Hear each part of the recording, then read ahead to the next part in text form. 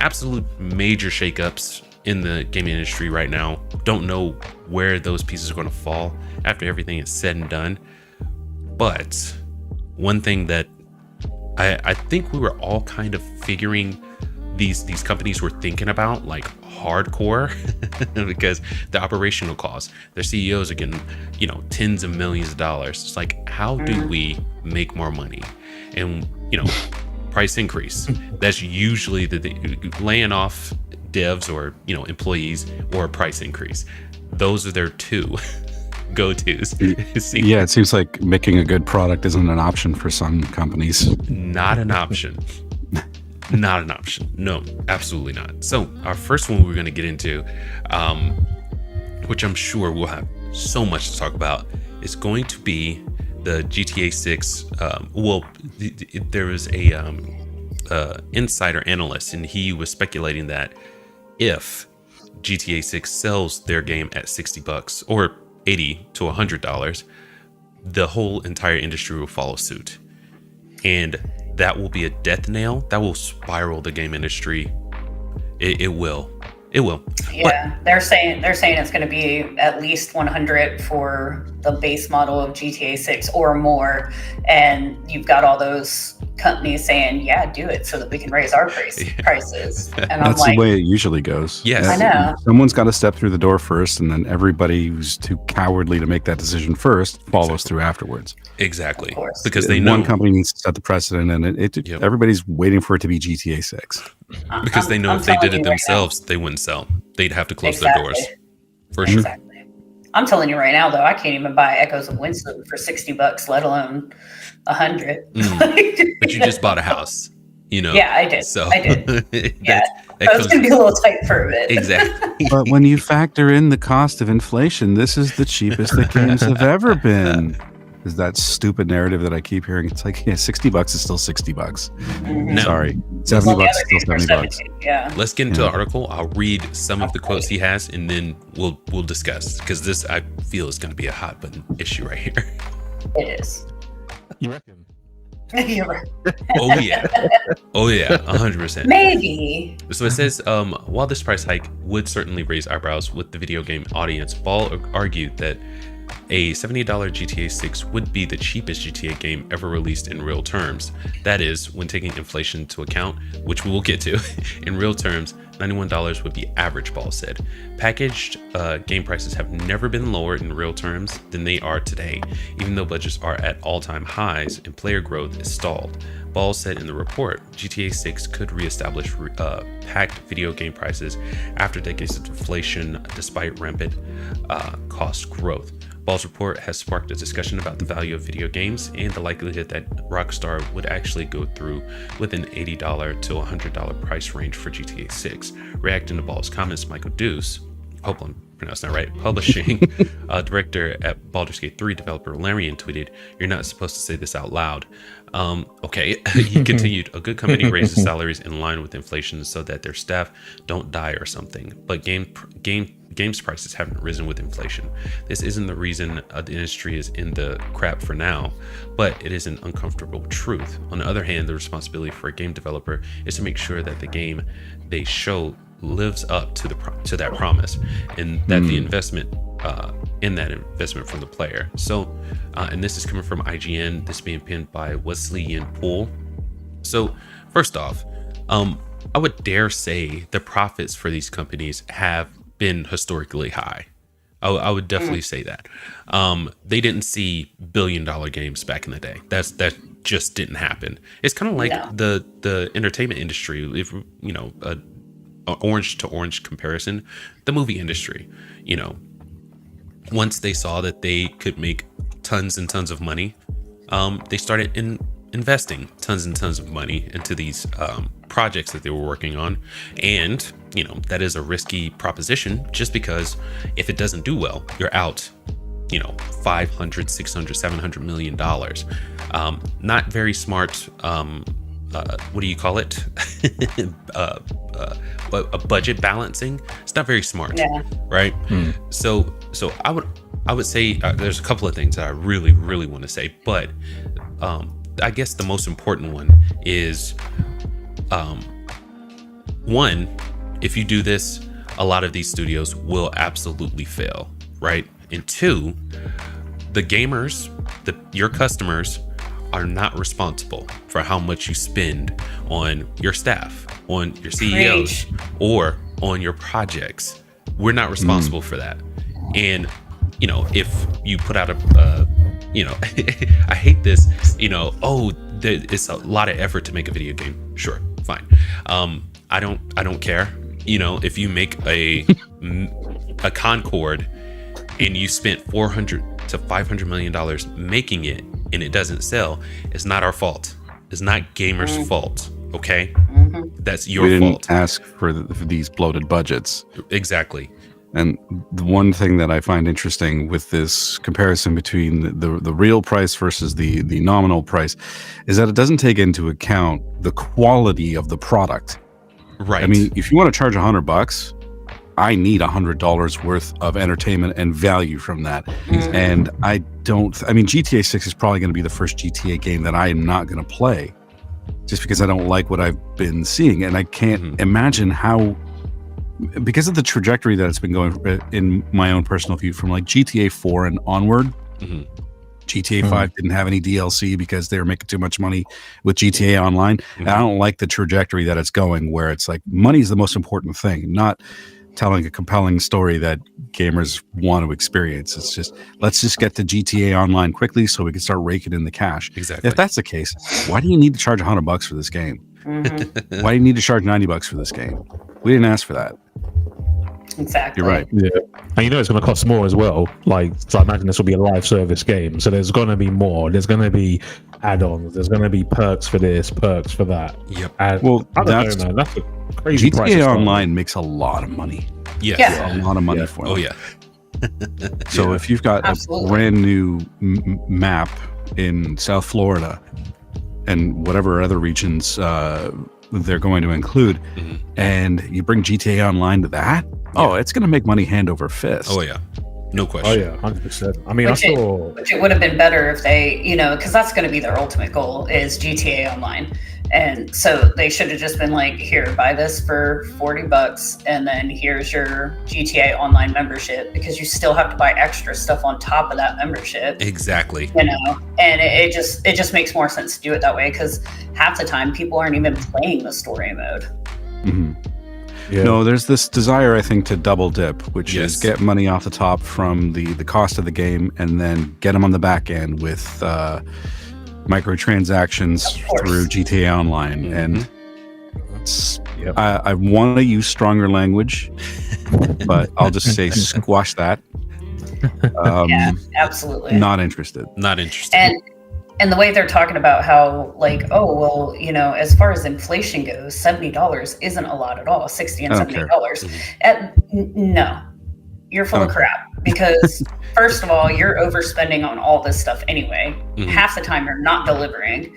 And then you've got the fact that, like, yeah, think about it. Inflation. What makes you think we all have this extra money?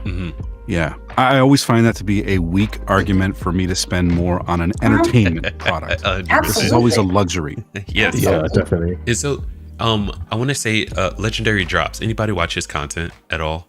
Yeah, he's pretty good. Oh my Yeah. God. So he made a really, really great point that I wasn't even, getting in the realm of, but he said, if you make your game $100, you are truly crossing a threshold. It goes from a hobby to a true luxury item where, Yes. nobody wants to spend $100 on anything. And then you're going to make your game $100. It's, and people that I know, not a ton of gamers, but the ones that I do maybe buy one or two a year. What do you think is going to happen if you make your game $100? That's going to cut a bunch of people. I was thinking on this because I was on the road a lot this week, but it's the same issue that the Apple Vision Pro ran into. You made your product $3,000. You priced so many people out of that and wondered why you weren't selling these things like hotcakes. It's like, okay, 1 + 1 = 2. If you make it too expensive, it's not going to sell that much. There are only a finite amount. I mean, I guess of all of us, but even less so for the people who can actually afford those things. And how many are interested in a Apple Vision Pro? You know what I mean?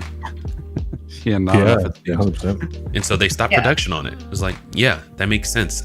It's the name though, isn't it? Like with Rockstar and GTA, obviously it's their name. So they probably think, you know what, we can get away with this because we are Rockstar, we are GTA, and time will tell. Yeah. But it's not that games don't cost £100. Like you still get games which do, but that's like a deluxe version of a game. Exactly. I've never known a base game to be £100. Now GTA does have longevity. We've all seen that. Yeah. Online will still have longevity because I saw an article the other day posted by, who was it? Ed Boon. And GTA Online in the world is still it's fourth on the list, I believe. Still the most played game in the world. Wow. That game has been out for God knows how long. Yeah. And it's fourth on the list. 3 console generations. Yeah. That is ridiculous. So like they're probably looking at that thinking, you know what, we may be able to get away with this. Yeah. But only companies like Rockstar could be brave enough attempt this, or even be successful at that. They're the only ones. Yeah, they might be successful. Yeah, they might be successful. I think there's a lot of people that are going to go buy it anyway because, like you said, the longevity of 5 alone is going to make them be like, well, 6 is going to be around for like 10 years, so that's just like $10 a year. You know what I mean? Yeah. Like that's how gamers are gonna equate that. Yeah. But then you've got the other companies that are like, oh, please do it. That way we can sell an $80-$90 game, maybe a couple $100 games, and we'll take after you, and you're gonna start it, and this is gonna like ramp up what we do in sales, and it is going to just be a spectacular backfire. Exactly. And they just don't understand. Hopefully, if it's gonna work, I think it will. If it's gonna work, I think it will work for Rockstar. Oh yeah. I don't think any other company will be bold enough to try it. Well, okay. I think they'd be bold enough to try it. Yeah, they would. I don't think they'll necessarily be that successful. Yeah, that's true. They'll be like, this is $95, $5 less than GTA, and then they're going to be like, well, gamers, you suck because our game is failing. And then you're going to see like Ubisoft style fits being thrown over gamers not buying the games because they're too expensive. Yep. There may have been some games that would have been able to pull off like $100 price tag, but the bottom fell out from under them. I mean, think about how. Okay, let's imagine that there wasn't a Mass Effect Andromeda, and there wasn't a Dragon Age Veilguard. Yeah. So you go from Mass Effect 3 to like the next Mass Effect game without any of the failures. Thank you, BioWare. To kind of like sour those thoughts in your mind. Right. You probably could get away with like $100 or $90 Mass Effect game if you promised that it was going to be this great thing and there was so much goodwill going into it, and you didn't have people on social media attacking gamers and stuff like that. It could have been great. Right? But there's probably some other franchises that might have been able to do that at some point if they didn't shoot themselves in their own freaking foot. 100%. A very select few though. That it will be one of those things about recognition. You recognize that company, you trust that company. Somewhere like Rebel Wolves will have a high mountain to climb. But go ahead. I think Fable could have done it too. Fable could have done it if they didn't have that character model controversy about like the character looking like they got hit with an ugly stick, because people really loved that series. Fable 3, I don't think so much, but there was a lot of goodwill for that series. Yes. Yeah, there are a lot of games like Metal Gear. That series could have done it, just because the following. Now, what's so funny about those games, it's just like you either love them or you think they're completely overrated. I don't think I've seen a middle ground for that one, But I do think Kojima could have sold those for $90 to $100. I think Metal Gear Solid games would sell for £100. Yeah, I think only certain games could. I think Zelda could. Yes, I think so too. Mario possibly. Yeah. Because it's the name, isn't it? Yes. Yeah, I think I think you could, if you delivered like a really good Mario, I think you could do 100. Legend of Zelda for sure. Yep. Like Metal Gear. Oh yeah. I think the only reason we're having this conversation with Grand Theft Auto being the focus is that they've consistently delivered. Yeah. Yeah. Right. That's the difference. Yes. Yeah. 100%. They give their customers exactly what they want. It's you know, hats off to them. I mean, as far as I still didn't like GTA 5 that much. Right on. So I'll say shame on a lot of these companies who are waiting in the wings for GTA 6 to actually put their prices out there, because your budgets have ballooned and you they're out of control. Your margins are razor thin. And but Fox, they don't feel shame.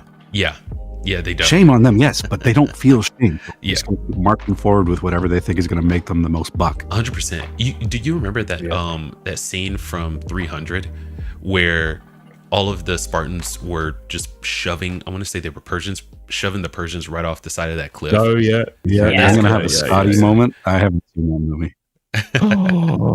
What? You haven't seen 300? No, I have not. What? Oh my gosh. It's Sparta. I mean, I've seen that clip. Come on, I don't live that far under a rock.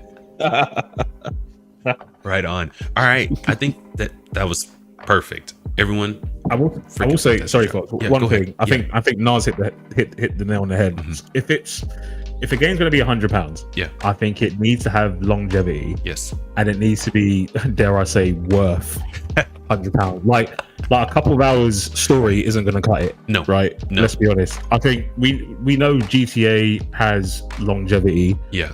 I think we know how games work these days. There's going to be prices on top of the £100 for microtransactions. Oh yeah.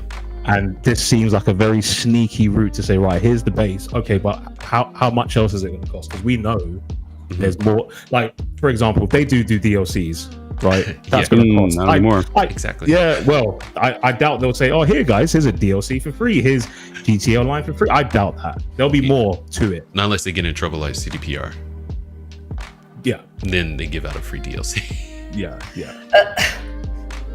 Wow.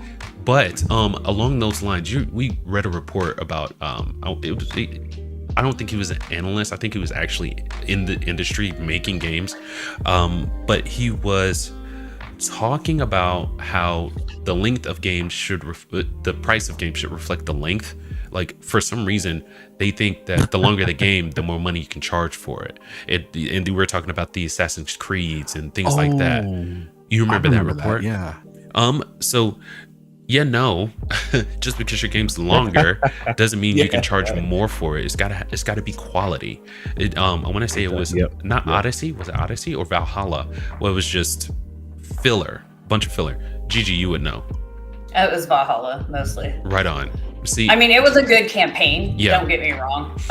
The DLC was pretty all right. Yeah. I think paying $40 for the DLC kind of sucked. Oof. But it was pretty much like an entirely different game. Right on. But they did do a lot of filler stuff in there with the open world that you're just like, yeah.